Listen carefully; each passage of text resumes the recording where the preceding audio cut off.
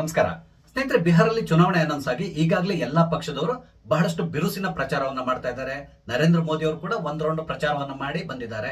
ಇದೆಲ್ಲವನ್ನು ನೀವು ಗಮನಿಸಿದ್ದೀರಾ. ಆದ್ರೆ ಈ ಚುನಾವಣಾ ಪ್ರಚಾರದಲ್ಲಿ ಓರ್ವ ವ್ಯಕ್ತಿ ಕಾಣಿಸ್ಕೊಳ್ತಾ ಇಲ್ಲ. ಅವ್ರು ಯಾರು ಅಂತ ಹೇಳಿದ್ರೆ ರಾಹುಲ್ ಗಾಂಧಿ ಅವರು. ಚುನಾವಣೆ ಅನೌನ್ಸ್ ಆಗೋಕ್ಕಿಂತ ಮೊದಲೇ ರಾಹುಲ್ ಗಾಂಧಿ ಅವರು ಬಿಹಾರಲ್ಲಿ ವೋಟ್ ಚೋರಿ ಅಂತ ಹೇಳ್ಕೊಂಡು ಒಂದು ವಿಷಯವನ್ನು ಇಟ್ಕೊಂಡು ಬಹಳಷ್ಟು ಕಡೆ ಸಭೆ ಸಮಾರಂಭವನ್ನೆಲ್ಲ ಮಾಡಿದ್ರು, ಬಹಳಷ್ಟು ಅಬ್ಬರಿಸಿದ್ರು ಕೂಡ. ಆ ಸಂದರ್ಭದಲ್ಲಿ ಎಲ್ಲರೂ ಏನ್ ತಿಳ್ಕೊಂಡಿದ್ದಾರೆ ಅಂತ ಹೇಳಿದ್ರೆ, ಚುನಾವಣೆಗಿಂತಲೂ ಮೊದಲೇ ರಾಹುಲ್ ಗಾಂಧಿ ಅವರು ಇಷ್ಟೊಂದು ಅಬ್ಬರಿಸ್ತಾ ಇರುವಾಗ ಚುನಾವಣೆ ಅನೌನ್ಸ್ ಆದ್ಮೇಲೆ ರಾಹುಲ್ ಗಾಂಧಿ ಅವರ ಪ್ರಚಾರ ಯಾವ ಮಟ್ಟದಲ್ಲಿರ್ಬೋದು, ಈ ರೀತಿಯಾದಂತಹ ಯೋಚನೆಯನ್ನ ನಾವು ಮಾಡ್ತಾ ಇದ್ವಿ.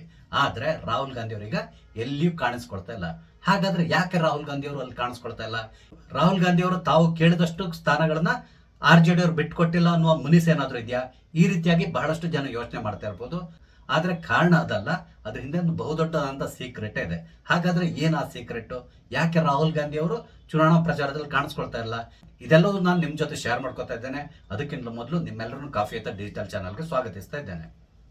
ಸ್ನೇಹಿತರೆ, ಯಾವುದೇ ರಾಜ್ಯದಲ್ಲಿ ಚುನಾವಣೆ ನಡೀಲಿ ಅಥವಾ ದೇಶದಲ್ಲಿ ಚುನಾವಣೆ ನಡೀಲಿ, ಅಲ್ಲಿ ರಾಹುಲ್ ಗಾಂಧಿ ಅವರು ಕಾಂಗ್ರೆಸ್ ಪಕ್ಷವನ್ನ ಮುನ್ನಡೆಸ್ಕೊಂಡು ಹೋಗ್ತಾರೆ. ಅಂದ್ರೆ ಅವರೇ ಅಲ್ಲಿ ಸ್ಟಾರ್ ಕ್ಯಾಂಪೈನರ್ ಆಗಿರ್ತಾರೆ. ಇದನ್ನ ನೀವು ಗಮನಿಸಿದ್ದೀರಾ.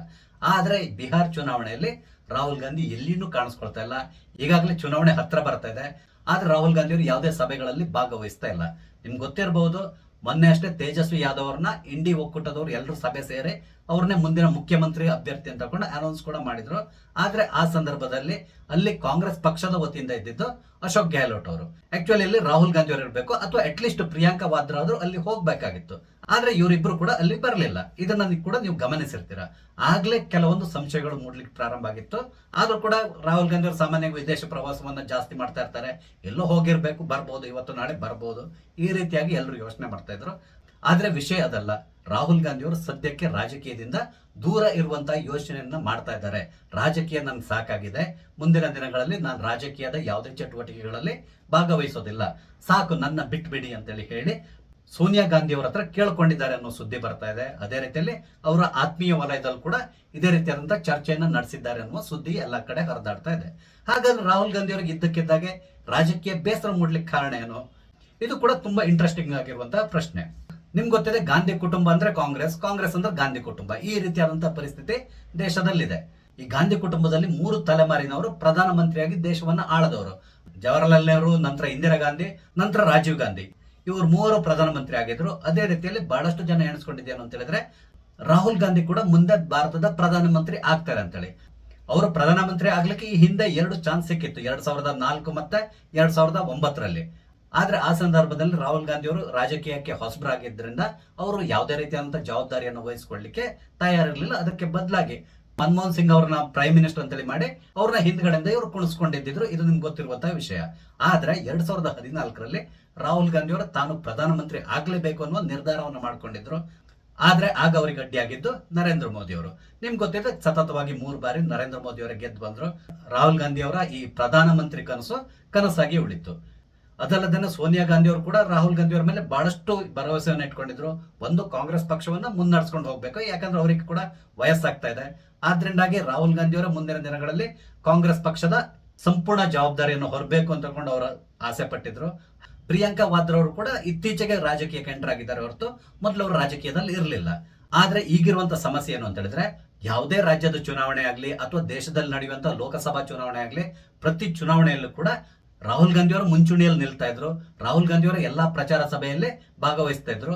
ಆದ್ರೆ ರಾಹುಲ್ ಗಾಂಧಿ ಅವರಿಗೆ ಎಲ್ಲಿಯೂ ಕೂಡ ಸಕ್ಸಸ್ ಕಾಣಿಸ್ಲಿಲ್ಲ. ಅವರ ನೇತೃತ್ವದ ಕಾಂಗ್ರೆಸ್ ಪಕ್ಷ ಸತತ ಸೋಲನ್ನ ಕಾಣ್ತಾ ಬಂತು. ನಿಮ್ಗೆ ಗೊತ್ತಿದ್ದ ಸದ್ಯದ ಪರಿಸ್ಥಿತಿ ಹೇಗಿದೆ ಅಂತೇಳಿ.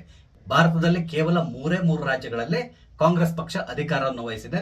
ಬೇರೆ 1-2 ರಾಜ್ಯಗಳಲ್ಲಿ ಅವರು ಅಧಿಕಾರದ ಭಾಗವಾಗಿದ್ದಾರೆ ಹೊರತು ಸ್ವತಂತ್ರವಾಗಿ ಆಳ್ತಾ ಇರೋದು ಕೇವಲ 3 ರಾಜ್ಯಗಳಲ್ಲಿ. ಅದಲ್ಲದೆ ಬಹಳಷ್ಟು ರಾಜ್ಯಗಳಲ್ಲಿ ಕಾಂಗ್ರೆಸ್ ಪಕ್ಷ ಈಗಾಗಲೇ ನಿರ್ನಾಮ ಆಗ್ಬಿಟ್ಟಿದೆ ಅಂತ ಹೇಳ್ಬೋದು. ಆ ಪರಿಸ್ಥಿತಿಯಲ್ಲಿದೆ. ಇಂತಹ ಪರಿಸ್ಥಿತಿಯಲ್ಲಿರುವಂತಹ ಕಾಂಗ್ರೆಸ್ನ ಎತ್ತಲಿಕ್ಕೆ ರಾಹುಲ್ ಗಾಂಧಿ ಅವರ ಕೈಲಿ ಸದ್ಯಕ್ಕಂತೂ ಸಾಧ್ಯ ಆಗ್ತಾ ಇಲ್ಲ. ಇದು ಕೂಡ ರಾಹುಲ್ ಗಾಂಧಿ ಅವರಿಗೆ ಮನವರಿಕೆ ಆಗಿದೆ ಅಂತ ಹೇಳಿ ಹೇಳ್ತಾ ಇದ್ದಾರೆ. ಎಲ್ಲದಕ್ಕಿಂತ ಮುಖ್ಯವಾಗಿ ರಾಹುಲ್ ಗಾಂಧಿ ಅವರಿಗೆ ರಾಜಕೀಯದಲ್ಲಿ ಅಂತಹ ಇಂಟ್ರೆಸ್ಟ್ ಇಲ್ಲ ಅಂತ ಹೇಳಿ ಹೇಳ್ತಾರೆ. ನೀವು ನೋಡಿರ್ಬಹುದು, ಅವ್ರು ಮಾಡುವಂತ ಭಾಷಣ ಇರ್ಬೋದು ಅಥವಾ ಅವರು ಲೋಕಸಭೆಯಲ್ಲಿ ವರ್ತಿಸುವಂತ ರೀತಿ, ಇದೆಲ್ಲದೂ ನೋಡಿ ನಿಮ್ಗೆ ಗೊತ್ತಾಗೋದೇನು ಅಂತ ಹೇಳಿದ್ರೆ, ಈತನಿಗೆ ರಾಜಕೀಯದಲ್ಲಿ ಅಂತಹ ಒಲುಮೆ ಇಲ್ಲ ಅಥವಾ ರಾಜಕೀಯವಾಗಿ ಯಾವುದೇ ರೀತಿಯಾದ ಜ್ಞಾನ ಕೂಡ ಇಲ್ಲ ಅನ್ನೋದು ಖಂಡಿತವಾಗಿ ಗೊತ್ತಾಗ್ತದೆ. ಸಾಮಾನ್ಯವಾಗಿ ರಾಹುಲ್ ಗಾಂಧಿ ಅವರು ಪ್ರತಿ ತಿಂಗಳು ಒಮ್ಮೆ ಅಥವಾ 2 ಬಾರಿ ಆದ್ರೂ ಯಾವ್ದಾದ್ರು ಒಂದು ದೇಶಕ್ಕೆ ಸುತ್ತಾಡ್ಲಿಕ್ಕೆ ಹೋಗ್ತಾರೆ. ಅಂದ್ರೆ ಇವರ ಮೆಂಟಾಲಿಟಿ ಹೇಗಿದೆ ಅಂತ ಹೇಳಿದ್ರೆ ಸ್ವಲ್ಪ ಮೋಜು ಮಸ್ತಿ ಮಾಡಿಕೊಂಡು ಟೈಮ್ ಪಾಸ್ ಮಾಡುವಂತಹ ವ್ಯಕ್ತಿ ರಾಹುಲ್ ಗಾಂಧಿ ಅವರು. ಆದ್ರೂ ಕೂಡ ಏನಾದ್ರೂ ಒಂದು ಚಾನ್ಸ್ ಸಿಕ್ಕಿದ್ರೆ ಭಾರತದಲ್ಲಿ ಪ್ರಧಾನಮಂತ್ರಿಯಾಗಿ ಮೆರೆಯೋಣ ಅನ್ನೋ ಒಂದು ಆಸೆ ಇತ್ತು. ಅದಕ್ಕಾಗಿ ಅವ್ರು ಬಹಳಷ್ಟು ಪ್ರಯತ್ನವನ್ನ ಮಾಡಿದ್ರು. ಆದ್ರೆ ಆ ಪ್ರಯತ್ನ ಫಲಗೊಡ್ಲಿಲ್ಲ. ಅವ್ರು ಎಲ್ಲಿವರೆಗೆ ಅಂತ ಹೇಳಿದ್ರೆ ಭಾರತದಲ್ಲಿರುವಂತಹ ಯುವಕರು ಅಥವಾ ಬೇರೆ ಬೇರೆ ಜನರನ್ನ ಸರ್ಕಾರದ ವಿರುದ್ಧ ಎತ್ತಿ ಕಟ್ಟಿ ದಂಗೆ ಎಬ್ಬಿಸಬೇಕು, ಇದು ಒಂದು ಪ್ರಯತ್ನವನ್ನು ಕೂಡ ಮಾಡಿದ್ರು. ನಿಮ್ಗೆ ಗೊತ್ತಿರಬಹುದು ಇತ್ತೀಚೆಗೆ ಅವ್ರು ಕೊಡ್ತಾ ಇದ್ದಂತ ಕೆಲವೊಂದು ಹೇಳಿಕೆಗಳು. ಈ ಜನ್ಜಿ ಸಮೂಹ ಏನಿದೆ ಅವರು ನರೇಂದ್ರ ಮೋದಿ ಅವ್ರನ್ನ ಕಿತ್ತೊಗಿತಾರೆ, ಈ ರೀತಿಯಾದಂತಹ ಹೇಳಿಕೆಗಳನ್ನು ಕೂಡ ಕೊಟ್ಟಿದ್ದಾರೆ. ಅದಲ್ಲದೇನೆ ನಮ್ಮ ದೇಶದ ವಿರುದ್ಧವಾಗಿ ನಾವೀಗ ಹೋರಾಡಬೇಕಾಗಿದೆ ಅಂತ ತಗೊಂಡು ಈ ಹಿಂದೆ ಒಂದು ಹೇಳಿಕೆಯನ್ನ ಕೊಟ್ಟು ಬಹಳಷ್ಟು ವಿವಾದವನ್ನ ಮೈ ಮೇಲೆ ಎಳ್ಕೊಂಡವರು. ಅದ್ರ ಜೊತೆಗೆ ಅವ್ರ ಮೇಲೆ ಬಹಳಷ್ಟು ಕೇಸ್ಗಳು ಕೂಡ ಇದೆ. ಅಂದ್ರೆ ಕೆಲವೊಂದು ಸಭೆಗಳಲ್ಲಿ ಅವ್ರಿಗೆ ತಾನು ಏನ್ ಮಾತಾಡಬೇಕು ಏನ್ ಮಾತಾಡಬಾರದು ಈ ರೀತಿಯಾದಂತಹ ಜ್ಞಾನ ಕೂಡ ಇಲ್ಲ. ಹಾಗಾಗಿ ಯದ್ವತ್ತದ್ದು ಮಾತಾಡಿ ಒಂದಿಷ್ಟು ಕೇಸ್ಗಳನ್ನ ತಮ್ಮ ಮೈ ಮೇಲೆ ಹಾಕ್ಸ್ಕೊಂಡಿದ್ದಾರೆ. ಅದ್ರ ಜೊತೆಗೆ ಅವರ ಪೌರತ್ವದ ಕೇಸ್ ಕೂಡ ಈಗ ಕೋರ್ಟ್ ನಲ್ಲಿದೆ. ಅದು ಕೂಡ ಸದ್ಯದಲ್ಲೇ ಕ್ಲಿಯರ್ ಆಗುವಂತ ಸಾಧ್ಯತೆಗಳಿದೆ. ಒಟ್ಟಾರೆಯಾಗಿ ರಾಹುಲ್ ಗಾಂಧಿ ಅವ್ರಿಗೆ ಏನಾಗಿದೆ ಅಂತ ಹೇಳಿದ್ರೆ ಈ ರಾಜಕೀಯ ಅಂದ್ರೆ ಒಂದ್ ರೀತಿ ಅಸಹ್ಯ ಅನ್ಸ್ಲಿಕ್ಕೆ ಪ್ರಾರಂಭ ಆಗಿದೆ.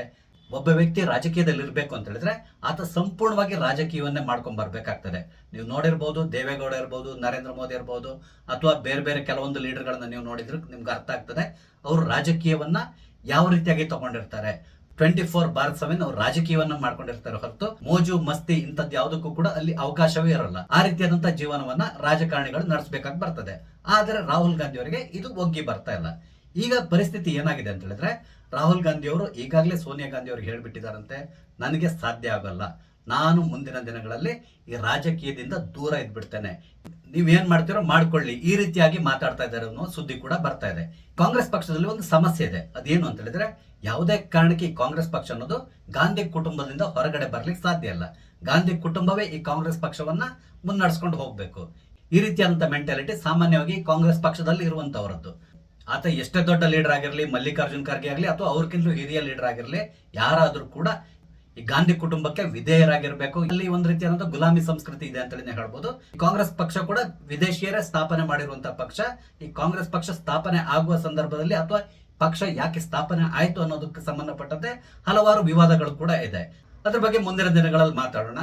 ಆದ್ರೆ ಬ್ರಿಟಿಷ್ ಭಾರತ ಬಿಟ್ಟು ಹೋದ್ರು ಕೂಡ ಈ ಕಾಂಗ್ರೆಸ್ ಪಕ್ಷದಲ್ಲಿರುವಂತಹ ಗುಲಾಮಿ ಮನಸ್ಥಿತಿ ಅನ್ನೋದು ಹಾಗೆ ಉಳ್ಕೊಂಡು ಬಂದಿದೆ. ಈ ಕಾಂಗ್ರೆಸ್ ಪಕ್ಷ ಏನಿದ್ರು ಕೂಡ ಗಾಂಧಿ ಕುಟುಂಬದ ಆಸ್ತಿ, ಈ ರೀತಿಯಾಗಿ ಅಲ್ಲಿರುವ ಕಾಂಗ್ರೆಸ್ ಪಕ್ಷದಲ್ಲಿರುವವರು ಕೂಡ ಯೋಚನೆ ಮಾಡ್ತಾರೆ. ಹಾಗಾಗಿ ಇಲ್ಲಿ ರಾಹುಲ್ ಗಾಂಧಿ ಒಂದ್ ವೇಳೆ ಕಾಂಗ್ರೆಸ್ ಪಕ್ಷದಿಂದ ವಿಮುಖರಾದ್ರೆ ಮುನ್ನಡೆಸ್ಕೊಂಡು ಹೋಗೋರು ಯಾರು, ಈ ರೀತಿಯಾದಂತಹ ಪ್ರಶ್ನೆ ಬಂದಾಗ ಅಲ್ಲಿ ಕಾಣಿಸ್ಕೊಳ್ತಾ ಇರೋದು ಈಗ ಪ್ರಿಯಾಂಕಾ ವಾದ್ರಾ ಅವರು. ಪ್ರಿಯಾಂಕಾ ವಾದ್ರಾ ಅವರು ಸದ್ಯಕ್ಕೆ MP ಆಗಿ ವಯನಾಡಿಂದ ಆರಿಸಿ ಬಂದಿದ್ದಾರೆ, ನಿಮ್ಗೆ ಗೊತ್ತಿರುವಂತಹ ವಿಷಯ. ಈಗ ಏನಾಗಿದೆ ಅಂತ ಹೇಳಿದ್ರೆ ಪ್ರಿಯಾಂಕಾ ವಾದ್ರಾ ಅವರು ಕೂಡ ಕೆಲವೊಂದು ಕಂಡೀಷನ್ಸ್ ನ ಹಾಕ್ತಾ ಇದ್ದಾರಂತೆ. ಆ ಕಂಡೀಷನ್ಸ್ ಗೆ ಒಪ್ಕೊಂಡ್ರೆ ನಾನು ಪಕ್ಷದ ಚುಕ್ಕಾಣಿಯನ್ನ ಹಿಡಿತೇನೆ ಅಂತೇಳಿ ಹೇಳ್ತಾ ಇದ್ದಾರೆ. ಆ ಕಂಡೀಷನ್ಸ್ ಏನು ಅನ್ನೋದು ನಿಮ್ಗೆ ಗೊತ್ತಾದ್ರೆ ಖಂಡಿತವಾಗಿ ನೀವು ಆಶ್ಚರ್ಯ ಪಡ್ತೀರಾ. ಅದು ಬೇರೆ ಏನೂ ಅಲ್ಲ, ನನ್ನ ನಂತರ ನನ್ನ ಮಗ ಕಾಂಗ್ರೆಸ್ ಪಕ್ಷವನ್ನು ಮುನ್ನಡೆಸ್ಕೊಂಡು ಹೋಗ್ಬೇಕು, ಈ ರೀತಿಯಾದಂತಹ ಒಂದು ಬೇಡಿಕೆಯನ್ನ ಇಟ್ಟಿದ್ದಾರಂತೆ.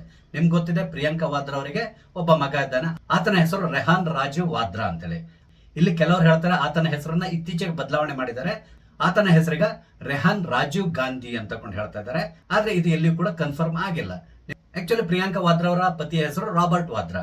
ಒಂದ್ ವೇಳೆ ಅವರ ಪುತ್ರನಿಗೆ ಹೆಸರಿಡೋದಾದ್ರೆ ಸಾಮಾನ್ಯವಾಗಿ ತಂದೆಯ ಹೆಸರನ್ನ ಸೇರಿಸಿಡ್ತಾರೆ. ಹಾಗಾಗಿ ಆತನ ಹೆಸರು ಆಕ್ಚುಲಿ ರೆಹಾನ್ ರಾಬರ್ಟ್ ವಾದ್ರಾ ಆಗ್ಬೇಕಿತ್ತು. ಆದ್ರೆ ಇಲ್ಲಿ ಆತನ ಹೆಸರನ್ನ ರೆಹಾನ್ ರಾಜೀವ್ ವಾದ್ರಾ ಅಂತ ಕೊಂಡು ಇಟ್ಟಿದ್ದಾರಂತೆ. ಈ ರೀತಿ ಇಡ್ಲಿಕ್ಕೆ ಮುಖ್ಯ ಕಾರಣ ಏನಂತ ಹೇಳಿದ್ರೆ ರಾಜೀವ್ ಗಾಂಧಿ ಅವರ ಹೆಸರನ್ನ ಹೇಳಿಕೊಂಡು ಮುಂದಿನ ದಿನಗಳಲ್ಲಿ ಚುನಾವಣೆಯನ್ನು ಎದುರಿಸಬಹುದು, ಅದರಿಂದಾಗಿ ಒಂದಿಷ್ಟು ವೋಟ್ಗಳು ನಮ್ಮ ಪಕ್ಷಕ್ಕೆ ಬೀಳಬಹುದು, ಈ ರೀತಿಯಾದಂತಹ ಯೋಚನೆ ಕಾಂಗ್ರೆಸ್ ಪಕ್ಷದಲ್ಲಿದೆ ಅಥವಾ ಈ ಗಾಂಧಿ ಕುಟುಂಬದಲ್ಲಿದೆ ಅಂತ ಹೇಳ್ತಾರೆ. ಇಲ್ಲಿ ಕೂಡ ಅಷ್ಟೇ, ಈ ಗಾಂಧಿ ಹೆಸರು ಇವರ ಕುಟುಂಬಕ್ಕೆ ಹೇಗೆ ಬಂತು, ಇದು ಕೂಡ ತುಂಬಾ ಇಂಟ್ರೆಸ್ಟಿಂಗ್ ಆಗಿರುವಂತಹ ವಿಷಯ.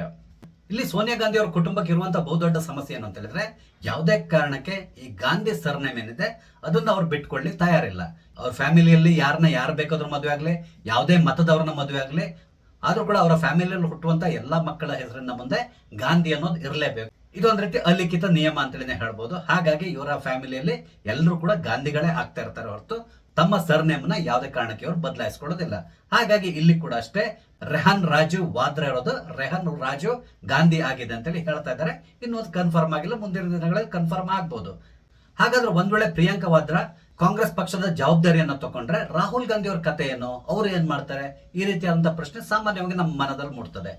ಆದ್ರೆ ರಾಹುಲ್ ಗಾಂಧಿ ಅವರ ಹವ್ಯಾಸ ಮತ್ತು ಅವ್ರು ನಡ್ಕೊಳ್ಳುವಂತ ರೀತಿ ಇದೆಲ್ಲದನ್ನು ನೋಡಿದ್ರೆ ಒಂದಂತೂ ಕ್ಲಿಯರ್ ಆಗ್ತಾ ಇದೆ, ಅವರಿಗೆ ಭಾರತದಲ್ಲಿ ಇರೋದಕ್ಕಿಂತಲೂ ವಿದೇಶಗಳಲ್ಲಿ ಹೋಗಿ ಇರೋದು ಬಹಳ ಇಷ್ಟ ಅನಿಸ್ತದೆ. ಅದಕ್ಕೆ ಮುಖ್ಯ ಕಾರಣ ಏನು ಅಂತ ಹೇಳಿದ್ರೆ, ನಮ್ಮ ದೇಶದಲ್ಲಿ ಅವ್ರು ಎಲ್ಲಿ ಓಡಾಡಿದ್ರು ಕೂಡ ಒಂದಿಷ್ಟು ಸೆಕ್ಯೂರಿಟಿಯನ್ನ ಇಟ್ಕೊಂಡು ಓಡಾಡಬೇಕಾಗ್ತದೆ.